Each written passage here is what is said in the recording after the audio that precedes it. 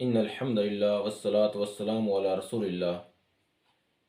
قرآن پاک پر ایمان لانے میں یہ بات بھی شامل ہے کہ ایک مسلمان، ایک انسان اس بات پر ایمان لائے کہ یہ جو قرآن ہے یہ اللہ تعالیٰ کا کلام ہے۔ اللہ تعالیٰ نے سورہ توبہ میں اور سورۃ آل عمران کی آیت نمبر 113 میں، سورہ توبہ کی آیت نمبر 4 میں یہ فرما دیا کہ یہ قرآن جو ہے یہ اللہ تعالیٰ کا کلام ہے۔ قرآن صرف اللہ کا کلام ہے۔ اس کلام میں کسی فرشتے کی، کسی جن کی یا کسی بھی اور ہستی کی کوئی بات نہیں ہے۔ اس میں جتنے بھی ارشادات ہیں وہ صرف اللہ کی ذات کے ہیں۔ اللہ کے علاوہ اس میں کسی کا کوئی حصہ نہیں ہے، کوئی بات نہیں ہے۔ ایمان میں یہ بھی شامل ہے کہ قرآن پاک کو اللہ کا کلام ہی مانا جائے، کلام ہی سمجھا جائے، اس کو اللہ تعالیٰ کی مخلوق نہ سمجھا جائے۔ قرآن پاک اللہ تعالیٰ کا کلام ہے، جو اللہ نے فرمایا، یہ اللہ کی مخلوق نہیں ہے۔ تو اللہ جس طرح خود اللہ کی ذات جو ہے وہ تمام مثالوں سے پاک ہے، اللہ کی کوئی مثال نہیں ہے، اسی طرح اللہ کے کلام کی بھی کوئی مثال نہیں ہے۔ اللہ کا کلام بھی بے مثال ہے، اللہ کے کلام کی بھی کوئی تشبیہ و تشریح نہیں کی جا سکتی۔ تو قرآن جو ہے یہ اللہ تعالیٰ کی مخلوق نہیں ہے بلکہ اللہ تعالیٰ کا کلام ہے۔ کچھ لوگ جو ہیں انہوں نے اللہ تعالیٰ کی جو صفات ہیں ان کی تعویلات شروع کر دی، بجائے اس کے کہ وہ اللہ تعالیٰ کی صفات کو ایز اٹ از مان لیتے، انہوں نے اللہ کی صفات کی اپنے پاس سے انٹرپریٹیشن شروع کر دیں، تعویلات شروع کر دیں، اور وہ گمراہ ہو گئے۔ اور کچھ لوگوں نے کہا، انہوں نے اللہ تعالیٰ کی جو صفات ہیں ان کو مخلوق کے مشابہ قرار دینا شروع کر دیا،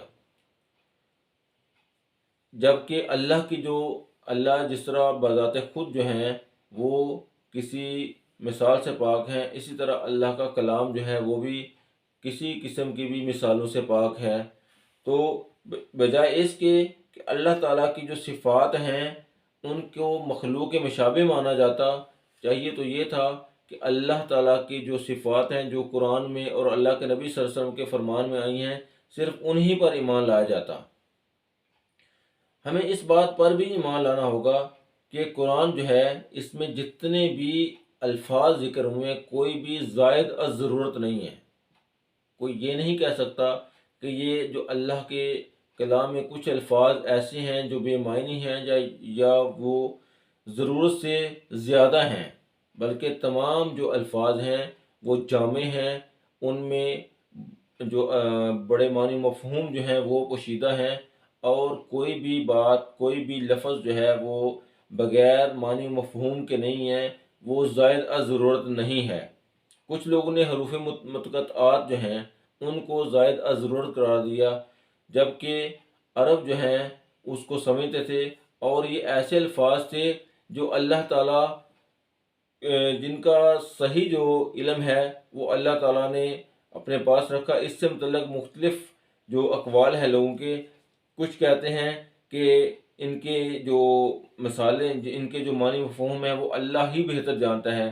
کچھ لوگوں کے نزدیک اس کے معنی مفاہیم جو ہیں وہ عرب جانتے تھے۔ تو یہ جو الفاظ ہیں یہ زائد از ضرورت نہیں ہے۔ امام حسن بصری رحمہ اللہ کے جو حلقہ وہاں پر کچھ لوگ بیٹھا کرتے تھے، اور انہوں نے کہا کہ یہ جو حروف متقطعات ہیں یہ زائد از ضرورت ہیں۔ تو امام حسن بصری رحمہ اللہ نے ان لوگوں کو اپنے حلقہ سے نکال کے باہر بٹھا دیا، اپنے حلقہ سے باہر بٹھا دیا، اسی لیے حلقہ کے باہر جو لائن ہے حاشیہ وہاں پر بٹھا دیا، اس لیے ان کو حشویہ کہا جانے لگا۔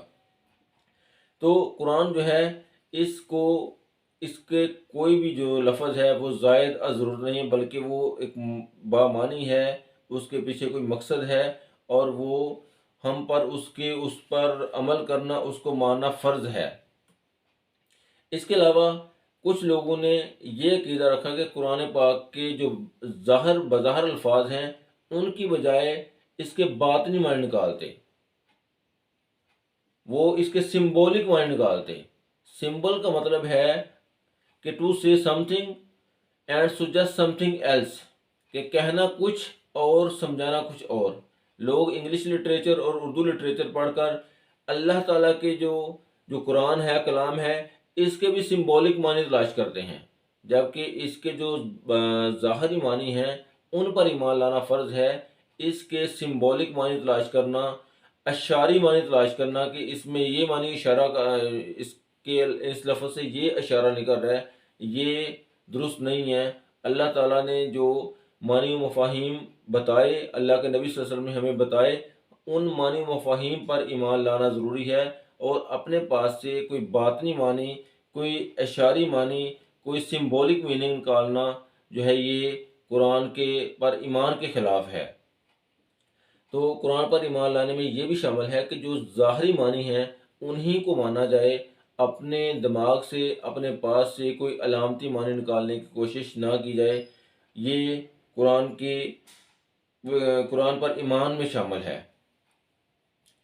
اس کے علاوہ قرآن جو ہے یہ عاجز کر دینے والی کتاب ہے، اور اس میں اللہ تعالیٰ نے عربوں کو، جو عربی زبان کے ماہر تھے، جو بڑے فصیح و بلیغ عربی تھے، ان کو چیلنج کیا کہ وہ قرآن جیسی کوئی کتاب لے آئیں۔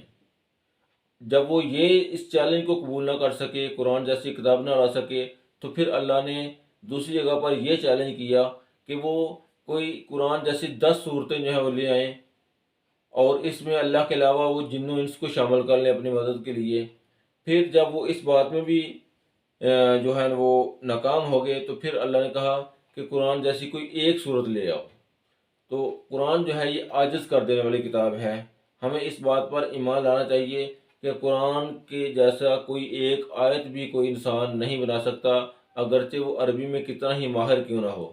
تو اللہ کے اس چیلنج کے سامنے پوری کائنات کے شاعر، پوری کائنات کے جو عربی کے ماہرین تھے، وہ سارے کے سارے بے بس تھے، اور وہ قیامت تک بے بس رہیں گے۔